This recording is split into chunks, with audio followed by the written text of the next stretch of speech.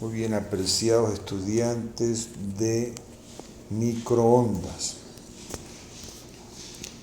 Vamos a darles aquí algunos conceptos, ¿verdad? Para que ustedes puedan desarrollar el trabajo del 20%, ¿verdad? Entonces, lo primero que quiero comentarles es lo relativo al cable coaxial. Ahí les subí una información, un video que habla sobre los coaxiales de 50 ohmios y 75 ohmios. Sin embargo, les voy a aclarar algo. Este asunto de que sean cables coaxiales de 50 ohmios y de 75 ohmios es ya estandarizado. ¿Por qué surgió esa estandarización? Bueno, porque cuando empezaron a hacerse las partes de las radiocomunicaciones, ¿verdad? Eh, de las radiocomunicaciones, los diseñadores de los transmisores lo hicieron en base a 50 ohmios en su impedancia de salida. Entonces, bueno, como fueron diseños que realmente funcionaron y de esto que funcionaron es que sugiere como que en la parte de las radiocomunicaciones ha habido mucho empirismo en el sentido de que se ha trabajado mucho, sobre todo con el gremio de los radioaficionados, que todavía hoy existe.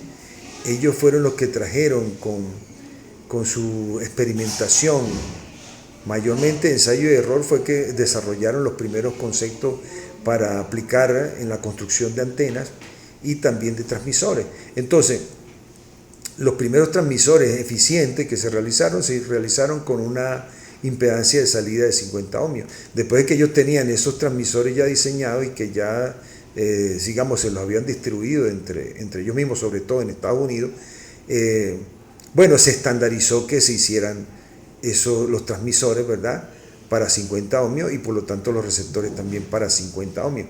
Porque ya después de que una persona, piensen en ustedes, hacen un diseño, hacen un prototipo, la cosa funciona bien, entonces después no, pero vamos a cambiarlo para 60 ohmios, para 55 ohmios, porque es mejor. No, se estandarizó para 50 ohmios cuando se quiere transmitir potencia y cuando se quiera un conductor, línea de transmisión para recorrer grandes distancias sin que se deteriore la señal como tal en su forma, se estandarizó en 75 ohmios. Esto no es tampoco así también como tomado por los cabellos. Esto también responde también a la experimentación con cables, y estos cables, pues al ver su disipación de potencia, ¿verdad?, y cómo influía en la interferencia de la potencia, pues se llegó que realmente el mejor valor de un cable en su impedancia de entrada para transmitir potencia es de 30 ohmios. ¿Ve? Y el mejor valor para recorrer grandes distancias con conductores, línea de transmisión, estamos hablando de 600 metros, 1 kilómetro, sin que haya deterioro de la señal, es de 80 ohmios.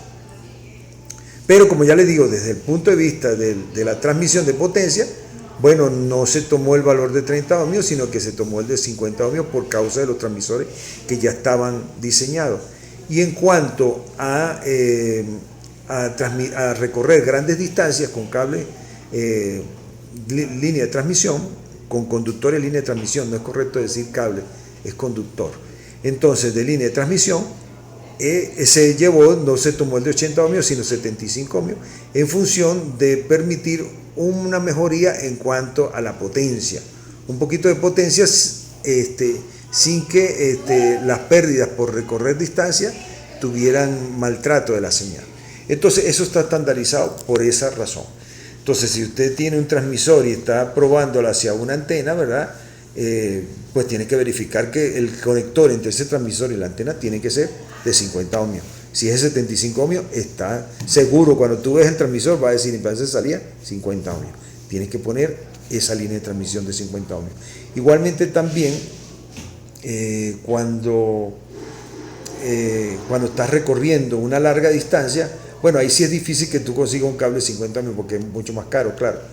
pero la idea es que en esas distribuciones, sobre todo en televisión por cable, que todavía se usa, son cables de 75 ohmios. Son cables de 75 ohmios. Bueno, vamos a pasar al segundo punto, que es el de las otras preguntas que tenemos allí, y es cómo analizar una línea de transmisión. Cuando estamos hablando de cómo analizar una línea de transmisión, lo que debemos pensar es esto: tú estás diagnosticando un sistema de comunicación. Verificas el transmisor, está bien. Verificas el repetidor, está bien. Verifica la antena, oye, está bien. ¿Cuál es el sospechoso? ¿Por qué se está perdiendo potencia? ¿Por qué no llega la señal? ¿Por qué no llega con una fidelidad mínima, suficiente, aceptable? Entonces uno puede pensar, oye, es la línea de transmisión. Es la línea de transmisión. Pero ¿qué es lo que pasa? Que tú dices, bueno, tengo aquí, bueno, ya probamos todo, es la línea de transmisión, perfecto. ¿Cuánto mide la línea de transmisión desde el transmisor hasta la antena? Bueno, como estamos aquí en un edificio donde estamos en el primer piso y cuestión, y la antena está arriba, recorre más o menos aproximadamente 100 metros, pone tú. Entonces, ¿cómo vamos a probar esa línea de transmisión? ¿Cómo vamos a probar ese conductor? Agárranos, mándame, por favor, mándame que me traigan una línea de transmisión de 50 ohmios, ¿verdad? Y vamos a sustituir el cable. Entonces imagínate, vienes, sustituyes el cable, hace todo para probar si es la línea de transmisión o no es la línea de transmisión. Y si cuando pones el asunto resulta que todavía eso no es. ¿Viste? Entonces hay un trabajo que primero hay que sondear, hay que acercarse, hay que tantear si realmente ese es el problema. Igualmente, si tenemos un problema de un abonado de TV Cable, por seguir ese ejemplo, y bueno, estamos recorriendo 2 kilómetros para llegar a un cierto punto donde se distribuye, y llegamos que la repetidora, que la parte de la potencia está bien, el transmisor, los receptores, todo chévere. Oye, pero esto es un sector que se nos fue. No, pero tiene que ser, ¿será que y de qué tipo, cómo lo estamos pasando? Estamos pasando subterráneamente. Bueno, subterráneamente. Entonces, oye, ¿será que se inundó? ¿Será que hay una parte donde se ha traspasado el blindaje del cable, y entonces por eso es que la señal está tan mala? Bueno, entonces, ¿qué hacemos? Tráiganse los 2 kilómetros de cable, sustituyan eso y probemos a ver si o no es la línea de transmisión.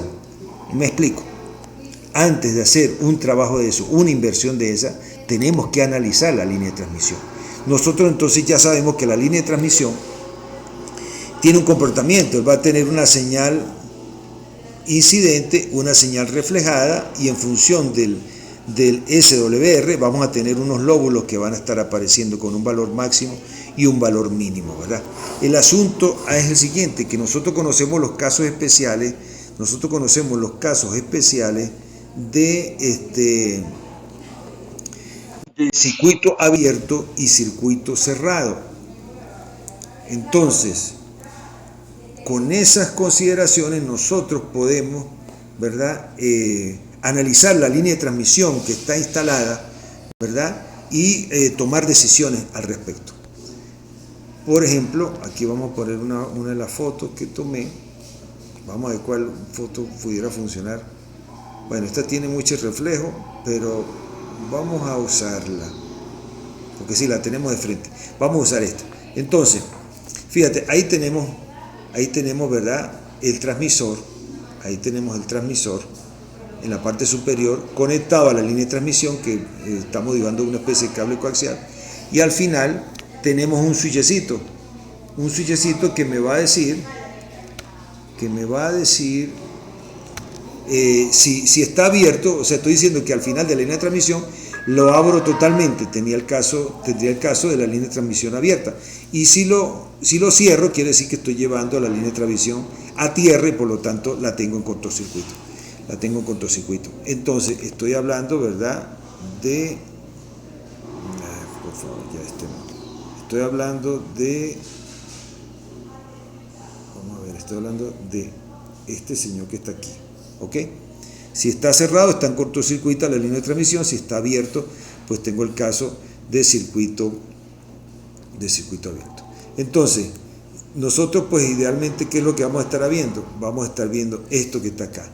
En la línea de transmisión, si yo tengo un transmisor que yo conozco cuál es su salida, un generador de un patrón, ¿verdad? Y entonces y estoy inyectando un voltaje, ¿verdad?, una señal de alta frecuencia con voltaje conocido. Vamos a poner que sea 5 voltios. Si lo conecto ahí, esa onda de 5 voltios pico va a recorrer la línea de transmisión. Si está en circuito abierto, se va a devolver entonces la señal en fase, por lo cual va a producir un patrón de onda de interferencia que cuando yo lo mida para establecer el SWR, me va a dar unos lóbulos que van a traer un voltaje que va a ser el doble del voltaje pico, porque están en fase totalmente. Por lo tanto, al estar en fase totalmente, pues la interferencia constructiva va a dar para que se forme el doble del valor del pico, pues. Y voy a tener los lóbulos de esta manera. Eso sería si fuera el caso ideal. Pero ¿qué es lo que pasa? Que las líneas de transmisión no todas son perfectas. ¿Qué es lo que voy a obtener? Voy a obtener esto que está acá. Voy a obtener unos lóbulos que no van a ser 2 veces el valor pico de la señal que se está inyectando como onda incidente, sino que, bueno, en vez de tener, si son 5 voltios, se me deberían devolver 10. Bueno, voy a tener 9 voltios o 9.5 voltios. Voy a tener algo un poco menor y el valor mínimo ya no va a ser 0, sino que vamos a tener un valor mínimo distinto, con algo de valor, de valor pues, cuantificado. Entonces, ¿qué ocurre? Bueno, que ahí entonces se toma una decisión. Generalmente, si la línea de transmisión, cuando yo la analizo, me está devolviendo, oye, dentro de un rango, oye, hasta 10% podría ser aceptable, dependiendo de qué es la estación, qué es lo que se está tratando, de si el cliente o uno mismo vale la pena volver a hacer la inversión o decir, no vale, 10% yo lo puedo compensar con un amplificador, ¿sí me entiende? Y lo puedo compensar de otra manera, porque también asociado a esa pérdida en cuanto a las 2 veces el valor pico, voy a obtener un desfase que pudiera compensar en cierta manera, ¿ok? Bueno, está bien. La otra prueba que puedo hacer, ¿verdad?, es la de cortocircuito. Si este señor que está aquí está en cortocircuito, ¿verdad?, entonces, ¿qué va a hacer? Se va a devolver en contrafase la señal reflejada. ¿Y qué voy a obtener? Voy a obtener esto. Va a haber cero de medición en la medición del SWR. ¿Por qué razón? Porque va a haber interferencia destructiva totalmente. Pero en la realidad no ocurre eso. Lo que ocurre es algo como esto. ¿Ve? Va a haber algo aproximado al 0, ¿verdad?, pero que va a estar sobre el 0, una pequeña ondulación. ¿Ve? Entonces, ¿qué quiere decir? Bueno, igualito aquí también va a haber un porcentaje que yo voy a poder estimar y decir si vale la pena que se haga esa compra de la línea de transmisión o si podemos aceptar eso como permisible dentro de lo que puede ser el tratamiento de la señal. Me explico, fíjate, vamos a poner que estuviera analizando yo una línea de transmisión de 75 ohmios que me está manejando una señal, me la está llevando por 2 kilómetros, como hemos estado hablando hace rato, pues. Bueno, si yo tengo que, cuando hago la prueba de cortocircuito, en vez de 5 voltios, ¿verdad?, y que debiera medir 0, me está midiendo 1 voltio, ¿verdad? Entonces yo podría decir, bueno, pero me está midiendo 1 voltio, pero me está recorriendo, oye, 5 kilómetros. Entonces, no, vale, está bien. Ahora, pero si me está midiendo 1 voltio y yo lo que estoy recorriendo es 500 metros, entonces, viste, ya ahí sí se compromete el asunto, porque, concha, apenas son 500 metros, ¿cómo se va a estar devolviendo, o cómo va a estar midiendo un valor máximo de 1 voltio? ¿Viste? Entonces, ahí sí ya sería algo que nos pondría a nosotros a pensar y a tener que tomar una decisión al respecto. Entonces, esta es la forma de cómo analizar las líneas de transmisión en función de lo que ya nosotros conocemos que debe dar idealmente cuando está en circuito abierto o cuando está en circuito cerrado. Bueno, con esto van desarrollando ya las preguntas que les hice allí, ¿verdad? Me parafrasean, me redactan la cuestión y ahí vamos haciendo. Les voy a tener otra clase dentro de poco para que termine de hacer su trabajo.